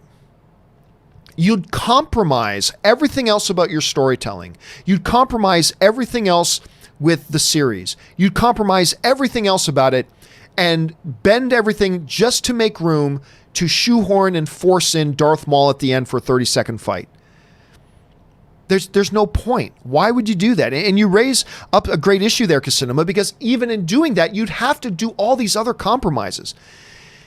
It's like, well, we don't want to take up screen time in these 6 episodes setting up Ezra Miller, which you'd have to do. I mean, it's ridiculous, right? There's just no point to it. It's pointless. It's dumb. There's no reason to do it whatsoever. All you're doing is compromising the rest of the story. You're sacrificing the rest of the show just so you can shoehorn in a completely pointless appearance that to the audience makes, wait a minute, why did he suddenly pop up? Well, you'd have to watch Rebels to understand that. Well, then why are you doing it? It makes no sense. It makes no sense at all.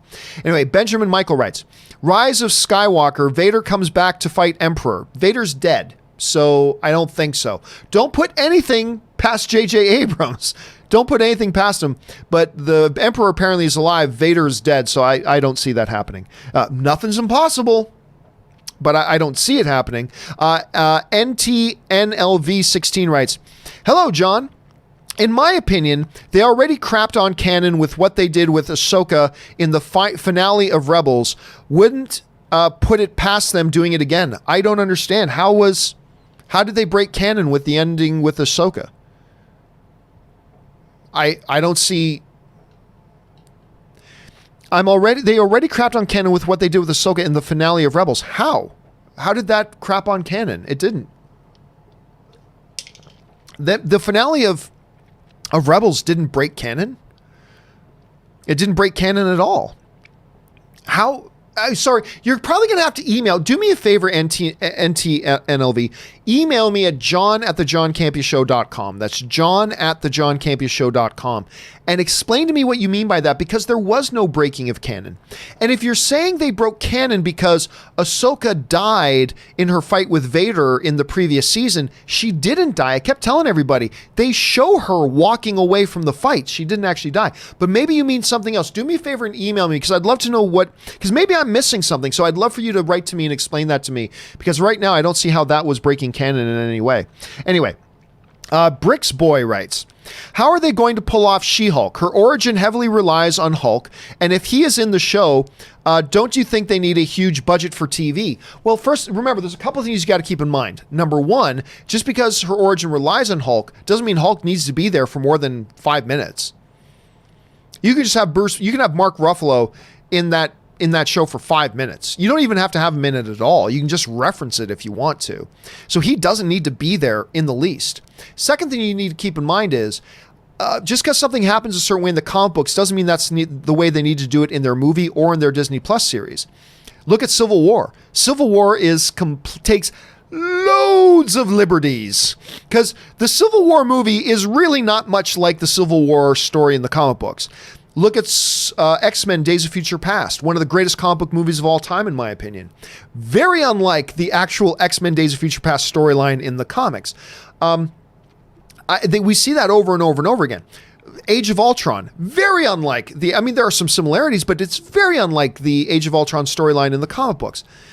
So just because something happened, don't be fooled don't trick yourself into thinking that if they did it a certain way in the comic books, that's the way they're going to do it in the movies. It's not the case. So, no. And as far as having a huge budget for TV, remember, they've already stated they are putting movie-like budgets into these Disney Plus series. These MCU Disney Plus series will have movie-like budgets.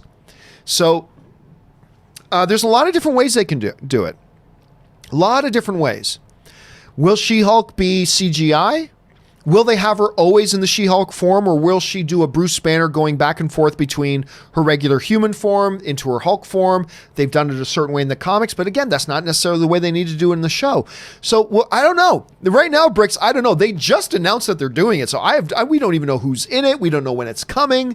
There's a lot of questions they need to answer, but again, don't fool yourself into thinking that if they did it a certain way in the comics, that's the way they're going to do it in the show. Also, believe it, they're going to have massive budgets for these things. They are treating these things as installments in the MCU, and they're giving them movie-like budgets. So let's see how that all plays out. All right, Nerds of Porn writes, forget about Maul appearing. What about Vader? Again, Vader appearing would be breaking canon. Vader does not confront Obi-Wan until the events of Star Wars: A New Hope. Right? They've made that pretty clear. When I left you, I was the learner. Now I am the master. They've made it pretty clear. Their intention was clear. The last time Vader, before the events of Star Wars: A New Hope, the last time Vader and Obi-Wan saw each other was on Mustafar during their confrontation in Revenge of the Sith. Other people will disagree, but I think they're wrong. Because the intent, the implied message in Star Wars: A New Hope was clearly that the last time they saw each other was their battle. That was the last time they saw each other. So that means in this time period, which is in between Revenge of the Sith and Star Wars: A New Hope, they can't come across each other again. They can't come across each other because that breaks canon. So, yeah. So they can't do it because it would break canon. Rogue writes, maybe Obi-Wan is fighting Maul's organization Red Dawn. I don't know the history or timeline outside of Solo. That way, neither of them know about the other, and maybe they can bring in Emilia Clarke. That's a possibility. I mean, like in Solo, we find out that that Darth Maul is running this big crime organization. If they wanted to extend that out into something, because they're not going to do a Solo 2, but if they wanted to extend that storyline out, perhaps an Obi-Wan series could give a background to that. It's possible. I don't think that's what they're doing, but it's not a bad idea, Rogue. It is something they could possibly do. Again, I don't think likely, but definitely possible. It's not a bad idea. All right. Tab Zarm writes, there can only be one. Nope, The Quickening, 1991. I know. There can only be one until we do the sequel, and there's a whole bunch more. And then we'll do more. And there will be more. There can only be one. It's kind of a loose thing. It's not really hard. I mean, that was something we always joked about. Every time a new Highlander thing came out, we always joked about that. Uncharted Halo writes, John, you said you were okay with Jennifer Connelly as She-Hulk. Did you forget she was in Ang Lee's Hulk? No, I don't forget that, but Ang Lee's Hulk is not MCU. That's not in this Marvel Cinematic Universe. Ed Norton's Hulk is in the MCU. That Hulk is MCU. Ang Lee's Hulk with Eric Bana and Jennifer Connelly and Sam Elliott and all that kind of stuff, that is not MCU. You know, the Edward Norton Hulk was a reboot of that. That was outside. That Hulk's outside of the MCU, so it has no bearing in that. So if they wanted to use Jennifer Connelly, and I'm not saying cast Jennifer Connelly, I just said, yeah, if she's one of the actresses, if they said they're going to use her, I'd be cool with it.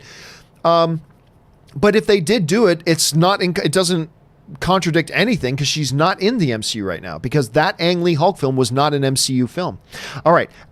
Ellie Backlini writes, you got to watch the Lebanese movie Capernaum, John. I've never even heard of it. Look, I'm not going to lie to you. I'm not going to go out of my way to look for it and find it, but when enough people put something on my radar, for instance, we were just talking earlier about Angel Has Fallen. I had no interest in watching Angel Has Fallen, but everybody kept mentioning it, so I'm going to check it out. I had no interest in watching Doom Patrol. Everybody kept harping me on it, so I went and checked it out. I had no intention of watching The Expanse. Everybody kept harping on it, so I checked it out. If more people, now you've put it on my radar, Capernaum. So if more people mention it to me, I might just have to go out and watch it. But it's on my radar now. Let's see if I hear more about it. Thanks for sharing that, Ellie. I appreciate that. Let's see here.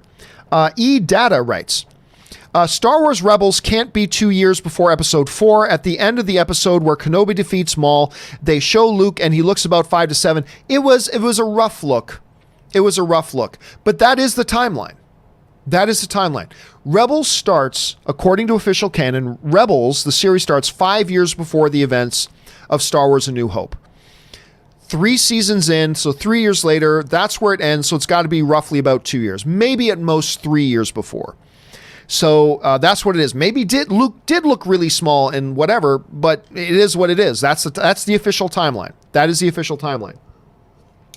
So, as they say, it is what it is. Okay, and we keep going now here with Uncharted Halo, who writes, I agree with you, John, but I don't care if Matrix 4 turns out bad, which it will. I still want to see it. Yeah, look, we were talking on the show the other day about how I'm just not excited for Matrix 4. I'm not saying I'm against it. Don't misquote me. I'm not saying I'm against it. I'm just saying I'm not excited about it. Well, John, how can you not be excited about the Matrix? Well, because after Matrix 1, it went completely downhill after that.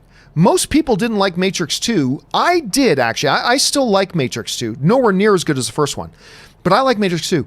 And everybody hated Matrix 3. So it went completely downhill after that. And the Wachowskis did a lot of crap after it as well. Like a lot of movies that I just thought were absolute crap, including the unforgivable Jupiter Ascending, which is just awful. But on that basis, I can't get excited about Matrix 4. Now, maybe it'll be awesome. And by the way, only one of the Wachowskis is coming back to direct, not the team, just one of them. So I think there's a lot of reasons here to have my excitement tempered. Now, that doesn't mean the movie won't be great, and I'll definitely give it a shot when it comes out, and I'm intrigued by it. But right now, I just can't be excited. But a lot of people like you, Uncharted, totally excited about it, and I don't blame you. Just because I'm not getting excited about it doesn't mean everybody else shouldn't be excited about it. I'm not, and I'm just explaining why it's not that big of a deal to me. All right. Sam O'Neill writes, "Hey, John, I love The Ugly Truth a lot as well. I love that. It's a Gerard Butler comedy. Everybody craps on it. I think it's hilarious. I love The Ugly Truth. As well, also Inform Australia. And was wondering if Comic-Con would be worth going to next year and obviously make a holiday out of it and go to Galaxy's Edge. Cheer." Oh, I mean, I totally encourage that. That's yeah. I think whenever you get a chance to travel with something like Comic-Con, if you're especially a fan of genre stuff, going to Comic-Con at least once is a really good idea. And going to San Diego Comic-Con, which is the main Comic-Con, is great because you're only a couple hours away from Anaheim, LA. You can go to Disneyland, you can go to LA, you can do whatever. I believe it's totally worth it. I believe it is absolutely worth it. You don't have to do it every year, but I encourage everybody, especially if you're a fan of this genre stuff, make a trip to LA, if you can time it to go to Comic-Con, go to Disneyland, go to Galaxy's Edge while you're at Disneyland, because it's in Disneyland, then absolutely do it, no doubt. I think it is 100% worth it. So if you can do it, if you can afford it, because it's not a cheap trip, but if you can afford it and you can get the time to do it, man, absolutely do it. All right, let's move on here. Santez Henderson writes, "Don't break canon. Hell, I hope Vader doesn't show." Again, because if Vader shows, it's breaking canon. I think they need to keep the canon. And by the way, again, why this obsession with telling stories we already know? Tell new stories. Write new characters. We've got Obi-Wan, he's our anchor. Now have him come across characters we've never seen before. Tell new stories in new situations, in new contexts. Why this sad obsession to just keep going back to things we've already done and covered 1,000 times? We've had Darth Maul in the movies and in 2 different cartoon series and in Solo. Like we've been there, done that. Vader has been in 100 things already. Been there, done that. I'm not saying I don't like Maul. I'm not saying I don't like Vader. Obviously I do. But tell new stories. So I'm with you, Santez. Mr. Plinkett writes, "Right now, iTunes has the new Apocalypse Now for Final Cut version for $10. It also has theatrical and Redux versions included, and hours of extras must buy." See, that's the thing. I totally appreciate all this extra stuff being put on home video releases, not during the theatrical window. To me, that's double dipping. The home video release, totally different thing. And that sounds like something I'm definitely I don't have iTunes. I don't even have my iTunes account anymore. I'm hoping there's going to be some other way I can get my hands on that. Somebody told me that this whole thing is an iTunes exclusive. I hope that's not true, because if it is true, I'm probably not going to be able to get it. But hopefully I'll find a way and get my hands on that, Mr. Plinkett. Thanks for sharing, dude. All right. Sam O'Neill writes, "Also, one of my favorite shows is How I Met Your Mother. I've seen it at least 11 times over. Whoops. What are your thoughts on it? And also, never seen Lord of the Rings. Please publicly shame me to watch it." No, I'm not going to publicly shame you to watch it. All I'm saying is, I think if you're a big movie fan, you owe it to yourself to check out Lord of the Rings. So that said, I'm not a How I Met Your Mother fan. I've only watched, I don't dislike it. One of the shows people often ask me about is The Big Bang Theory. I dislike that show. I watched a few things. To me, it's a show written by people who really don't understand geek culture, writing as if they understood geek culture. That's how, now I've only seen about 3 episodes of it, but every time I watch, I feel like this is being written by people who have no clue about geek culture, but they're writing it as if they know geek culture. And that always rubbed me the wrong way. And I just didn't find the show funny. So I actively dislike Big Bang Theory. Right now, there's thousands of people across the world screaming at me through their computer monitors. "How dare you, sir?" I know there's a lot of people who love The Big Bang Theory, and that's cool. It just didn't work for me. I didn't dislike the couple, just of 1 or 2 episodes that I saw of How I Met Your Mother. It just never hooked me, you know what I mean? And maybe if I watched more of it, I would be hooked. Because I got a lot of friends, dude. I've got a lot of friends that love that show. It certainly has a terrific cast. Not the least of which is Colby Smulders. But yeah, it just didn't hook me. So I never did get into watching it. But I don't dislike it. It's just I never got around to it. Maybe one of these days I will. Thanks for sharing your thoughts on that, Sam. All right. Justin Petrie writes, Rewatched The Revenant last night, and it's such a beautiful film. It's so gorgeous, man. Score was amazing. Leo hasn't got that many lines, but the scene in the cabin with Gleason, oh my God, yeah. I've died before. Wow, chilling. See, this is, okay, I know this sounds like I'm changing topics, but I'm not. This is all tied together. Leonardo DiCaprio in The Revenant is one of the reasons why when, like, people say, oh, like, to me, I don't know, Mark Hamill is the best Joker, right? I go, well, look, and everybody knows I love Mark Hamill. Everybody knows this. But going into a sound booth and doing the voice of a character is only part of it, right? So much of the performance is what you do physically.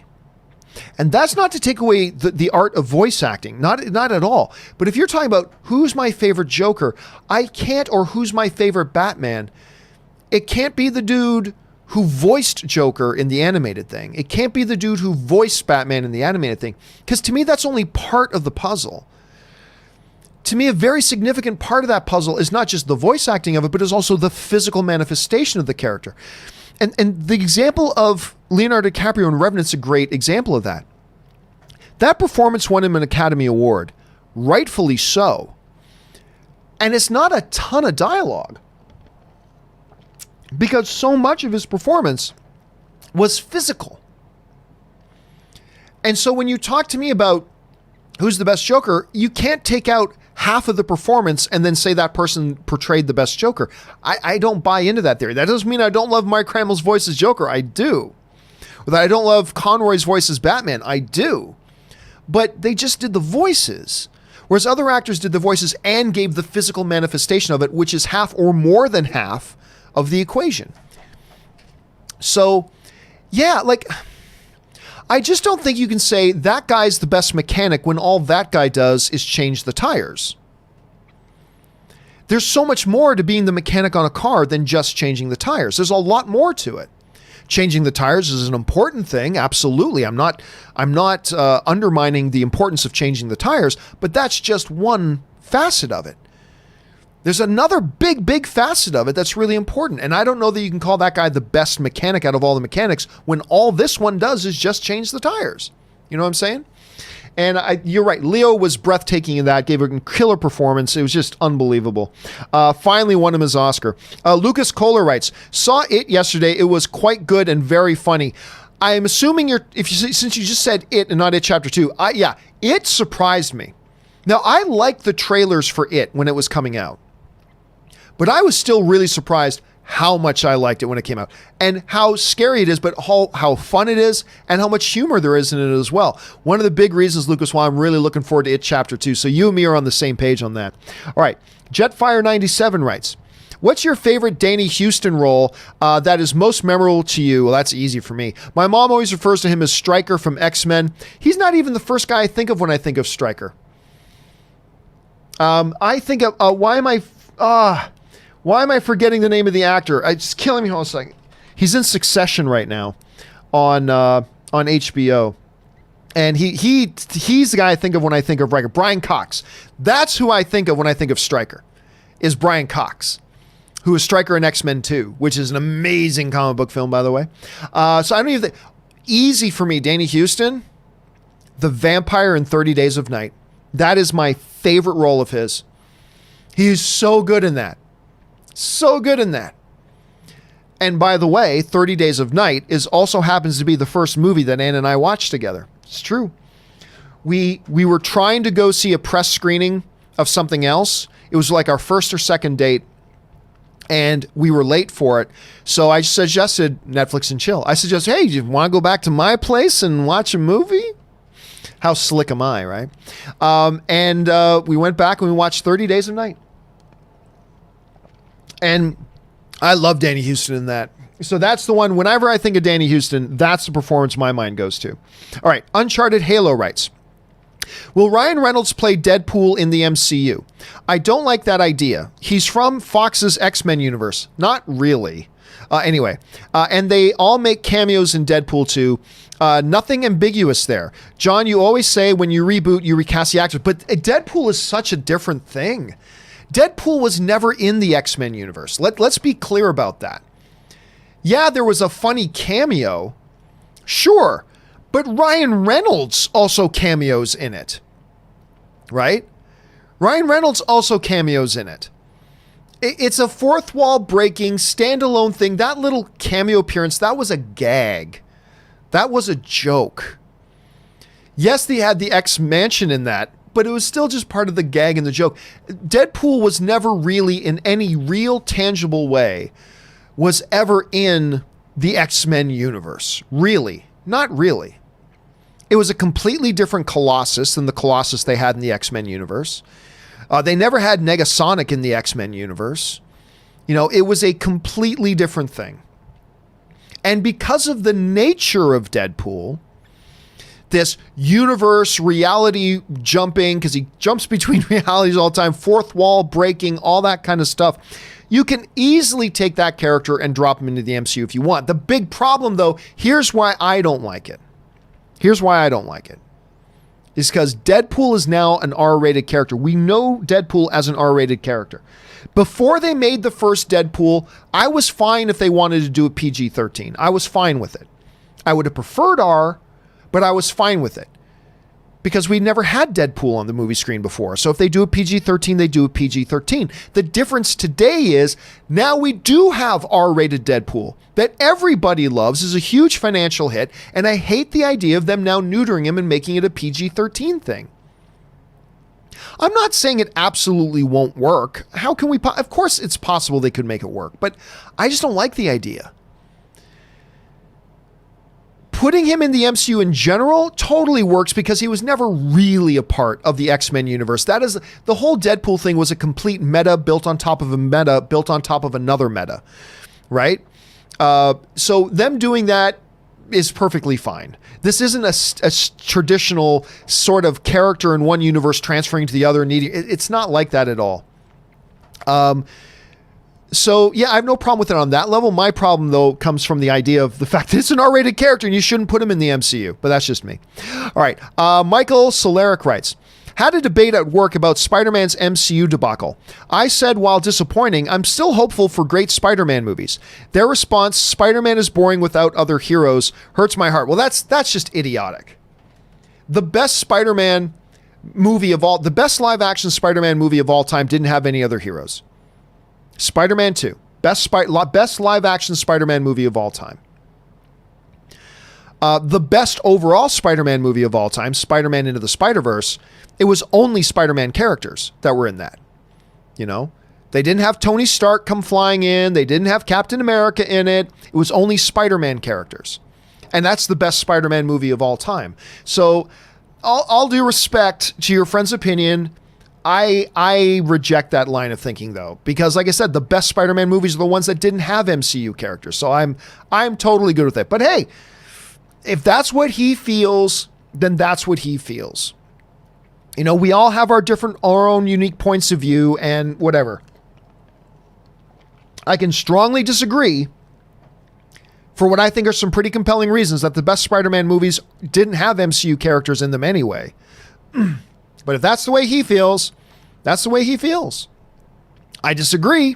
I think it's ludicrous, but I can respect that he feels that way. So, it is what it is. Okay, let's see here. Next up. Dancing Dog 60 writes, hey, John, will we see Hercules in the MCU? I don't think so. I just think there's too much baggage attached just to the name Hercules being in the MCU. So I'm going to go out. But you can say, but John, you got Thor. Yeah, I know.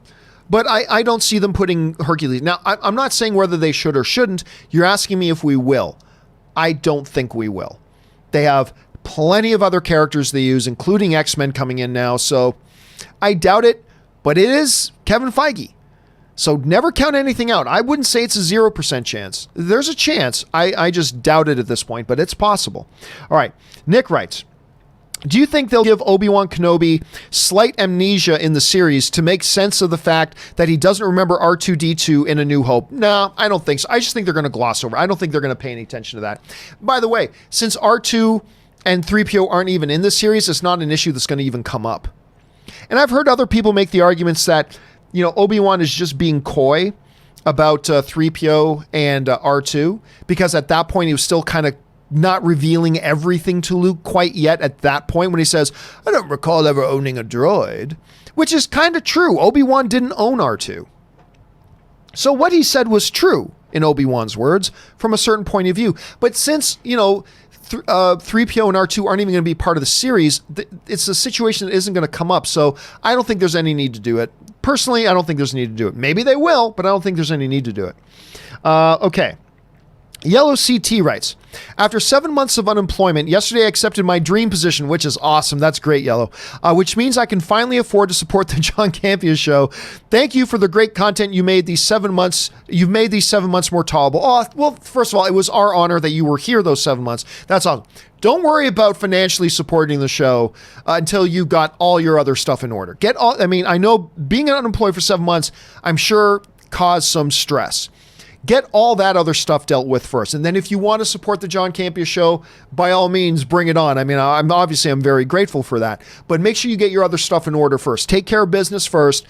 And then if you feel like you want to support the show because you enjoy it, then awesome. I'm very, very grateful. So congrats, man, on the new job, though, dude. That very few things as exciting as getting to start a new gig.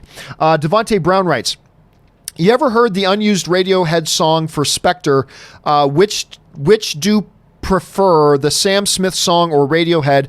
I wish they used Radioheads. I am completely unfamiliar with it. No idea. I'm not a music aficionado. I played in bands. I really enjoy music, but I am no way am I any kind of a music historian or music aficionado at all. Hell, I couldn't name you. How many can I name? I couldn't name you 4 Radiohead songs. I can name a couple, but I couldn't even name 4. I couldn't even name you 4 songs by Radiohead. So I'm not a music historian. I'm the wrong guy to ask for that, Devontae. I straight up, I know that's not cool, but I straight up just don't, I'm not a historian on that. Suthius writes, while Titans was all right, I didn't like it. I wish it was. Let's see here. Where am I at? While Titans was all right, I'm excitedly looking forward to season 2, mainly because of Deathstroke, one of my favorite villains slash anti-heroes in DC. I like the character too, but here's the problem I have. There's a lot of characters in the first season of Titans that I like. I love Nightwing. There's a lot of different characters I like, but it wasn't a well-executed show, in my opinion. There are people who really like it, and that's great. And I was excited about checking out. Hell, they shoot the show in my hometown of Hamilton, Ontario, Canada, which is awesome. But I just didn't think it was a well-executed show. I just think it was good. And so I have no reason to believe that just because you're getting another character I like in Deathstroke, that you're going to handle him any better than the way you handled Nightwing. So I don't know. Shows can get better in season 2. Here's hoping it was. And I know that there are those who really like Titan Season 1. I did not. I much prefer Doom Patrol. Doom Patrol I thought was outstanding. All right. Todd Spradlin writes, if the studios offered a free digital copy with purchase, would you change your opinion on these so-called re-releases? Probably not. Probably not, to be honest with you. And besides, that would just be them giving away money. So I don't think they'd do that. But I mean, maybe they would. And maybe that would mitigate it a little bit. And maybe if I thought about it, I would change my mind about that. But honestly, Todd, my initial reaction is, no, I still think it's kind of shady of them to do it. Dancing Dog 60 writes, what's your opinion on the film Crawl? Oh, I loved Crawl. When I was a kid, I even used to make things to look like that.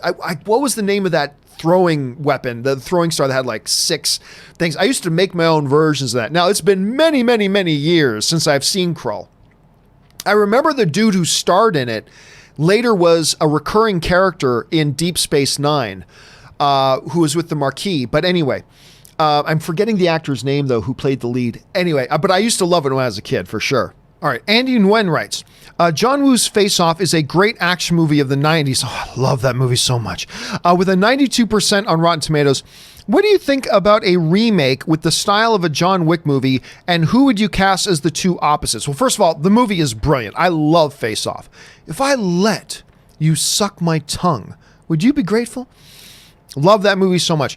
It doesn't need to be in the style of John Wick. Not every action thing needs to be in the John Wick style. The Face Off style is perfectly good on its own. First of all, I'm all for remakes. I have no problem with remakes of anything. I really don't. Remake Star Wars, I don't care. Remake Godfather, I don't care. If the remake sucks, oh well, the remake sucks. I have the original still. Yay! So it doesn't really matter. With Face Off, I don't know. I feel like Face Off isn't old enough to remake yet. I just think it's just as relevant and great today as it's always been. As far as who would you cast in, I don't care. You know my answer to that is always, I don't care. As long as you get two good actors in it, then I'm perfectly happy. I don't care about anything other than that. But I got to admit, while I'm saying I feel like Face Off isn't old enough to do a remake of it yet, it is like 21, 22 years old at this point. So I'd be fine with it. I'd probably even be a little bit intrigued by it. I probably would. But guys, seriously, if you have not seen Face Off, do yourself a favor and go watch Face Off. It is so good. It is probably, some people may think this sacrilegious, it is probably my favorite John Woo film. I just love this movie. So if you have not seen it yet, take Andy's advice here. Watch Face Off. It is so damn good. Okay, next up, Stubble McShave writes, will Mandalorian and other Disney Plus shows be available on other streaming services in the rest of the world until Disney Plus launches there? I suspect, but I don't know. See, here's the thing that they got to be careful of. I'm just going to pull a country out of thin air. Okay, let's say, I don't know, Germany, for argument's sake. Let's say Disney Plus isn't launching in Germany on November 12th like it's launching in the US. Do you license out, say, The Mandalorian to Netflix in Germany? Well, what if Disney Plus is planning on launching in Germany 8 months after November? But Netflix wants like a 2-year license for Mandalorian, which means once Disney Plus launches in Germany, they can't even put it on Disney Plus until that 2-year license is expired. So it gets tricky. The timing gets tricky because Disney Plus won't want to license out content that will then not be available for them just to put right on Disney Plus as soon as they do launch in that country. So I'm guessing, and this is just a guess, Stubble, I'm guessing they will in some countries and they won't in some others. What they're actually going to do, we'll find out soon enough, but I'm guessing that in some countries they will, if it's going to be a little while before Disney Plus comes out. But I got a feeling if Disney Plus is going to launch like within a year of when it launches in the US, then they probably won't license out content in those territories. Again, I don't know. I'm just speculating, but we'll find out soon enough because November's almost here. Okay. We're out here. Suthius writes, one of the things, the one thing that stood out to me the most about Mindhunter were the sounds they used as the show's quote unquote score. Very eerie sounds, very suspenseful. Look, that just goes again to that thing that the sound in a show, and that includes music and all that kind of stuff that they use to set tone and atmosphere, is incredibly important. You know, I remember at one of the John Williams concerts I was at a couple of years ago, Steven Spielberg was the special guest, and Steven Spielberg came out. I think this might have been last year. But anyway, Steven Spielberg came out and goes, this is how important music in a movie is. Let's watch the beginning of Indiana Jones and the Last Crusade. In that opening scene where Indiana Jones is just a kid, and he gets that thing from the other adventurers who's running from those other guys trying to get away with this thing when River Phoenix was playing him. And they played the opening scene, which is like 5, 6, 7 minutes long. And they played the whole thing without John Williams' music. And Steven Spielberg says, it feels really flat, doesn't it? It feels like it's boring. It feels like it has no life to it, whatever. He said, now let's watch the scene again with the music of John Williams that he scored for it. Then they played the entire scene again, this time with John Williams conducting the orchestra, playing the music over it. And all of a sudden, the scene comes to life and it's exciting and it's all that kind of stuff. And absolutely for shows like Mindhunter 2, that's even just as important. So I completely agree with you on that, Suthius. All right, next up. Valhalla Erickson writes, what is your stance on the DC character Power Girl? I find her to be one of those characters who just won't work in live action for obvious reasons. Well, I mean, look, as far as I understand, like Power Girl is just she's a Kryptonian. She's another Earth's variation of Supergirl, just another Kryptonian if I'm thinking of the right character. I'm not going to pretend like I know a lot about Power Girl. But I mean, look, if you can make Superman work, you can make Power Girl work, I suppose. I'm not look, I'm generally speaking not interested in derivative characters. If you got Superman, I don't need Supergirl. Give me a Captain Marvel instead. And honestly, I'm not as excited about She-Hulk as some other people, because to me, She-Hulk is just a derivative character of Hulk.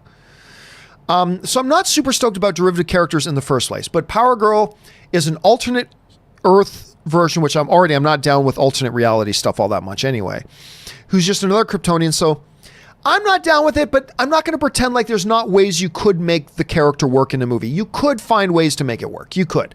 I'm not going to be excited about it if they did, but you could find ways to make it work, I suppose. All right, let's see here. Mikhail writes, been watching you for a year now. Thank you so much, man. And this is my first super chat. Thanks for sending it in, dude. Since Spider-Man is out of the MCU, over under 10%, the Avengers Tower is now the Baxter Building. Oh, we've been guessing that for a long time. We always thought there's going to be two things. It could be an Oscorp building or it could be a Baxter Building.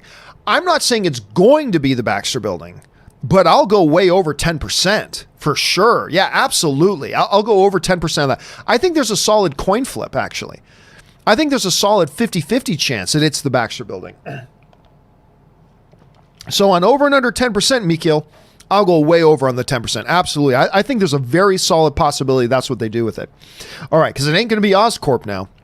Razor's Edge Frisbee writes, favorite Schnepp quote, Misa Spicy Larry.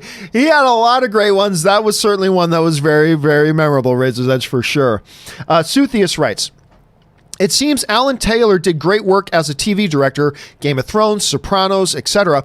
As a film director, Thor 2 and Terminator, Jenny Smith, that's Terminator Genesis, left something to be desired. It's true. It's true. But look, just because somebody's a good director doesn't mean every time they direct something is going to be good. Clearly, he had some bad days at the office with Thor 2 and Terminator Genesis. Whether one is indicative of the other, we don't know. What's the true Alan Taylor? His Game of Thrones stuff and Soprano stuff, or the Thor 2 and Terminator stuff? Who knows? We'll have to see a little bit more from him, but you're right. It's a little bit of a mixed bag there. Just Wally writes, Book Smart over Peanut Butter Falcon and Farewell. I haven't seen Peanut Butter Falcon yet. The new, why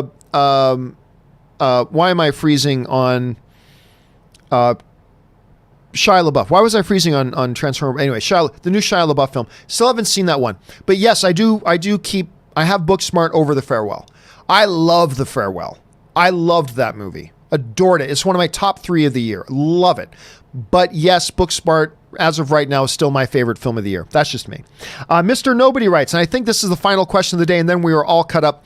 Mr. Nobody writes, just a heads up, you probably mean heads up, just a heads up for everyone, but there are 2 different Dark Fate number 2 trailers with different footage, music, and release dates. Both are awesome. Yeah, and the thing is, I wouldn't call them both Dark Fate number 2. Those are Dark Fate number 2 and Dark Fate number 3, because they're 2 different trailers, right? They're not just different versions of the same trailer, because different versions mean there are minor little differences. These are really 2 different trailers with some similarities. Like different versions of the number 2 trailer would be basically the same trailer with a couple of minor differences. This I find is really a different trailer with a couple of similarities. So I almost actually consider it 2 different trailers in many ways, Mr. Nobody. But it's a good observation. Thanks for pointing that out for everybody. All right, guys. Shut up. Here on the show. Thank you so much for being here and being a part of it, guys. I appreciate it so much. Thank you to all of you guys who sent in those questions, because you gave us great fun stuff to talk about and you supported the channel along the way as you were doing it. So thank you for that. Don't forget, guys, the John Campea Show returns again tomorrow morning, 9 a.m. Pacific Standard Time. It's going to be me, Robert Meyer Burnett, and Erin Cummings makes her return from her trip to Hawaii. So it's going to be good to have her back as well. So thank you guys for all that. Thanks a lot for being here. My name is John Campea, and until next time, bye-bye.